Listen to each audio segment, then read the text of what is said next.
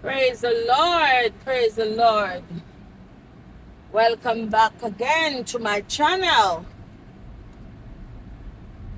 Right. This is a continuation of the video that I'm encouraging my people to buy house, buy land in Jamaica. Don't go and pay no rent. Paying rent, especially if you're getting old and you can't work, where you're gonna get money to pay rent? So buy if even quarter of acre of land to build your house in Jamaica. I was telling somebody about living in Jamaica on off grid.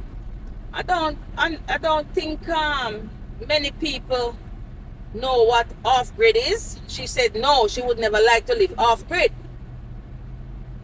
Off grid is you get your solar panel and your batteries.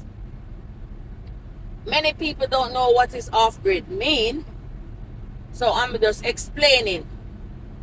Because I was talking to this person and she said she would never like to live off grid.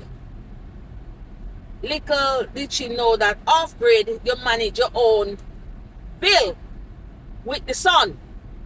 So you get your solar panel, whichever how much you want, depends how big your house is and what you want to put on it. Your fridge, your TV, especially your AC, because Jamaica is a hot place, you need AC. So if you want to get your solar panel, the panel is not expensive. It's the batteries. The batteries is expensive. Research the batteries, look into it, and see if it is that you want. Yeah? Because I don't think many of us know that if you live off grid, it will be better. Especially if you're gonna retire back to Jamaica and you have a little money where you have a spare change where you can say, okay, I'm gonna buy 4 batteries.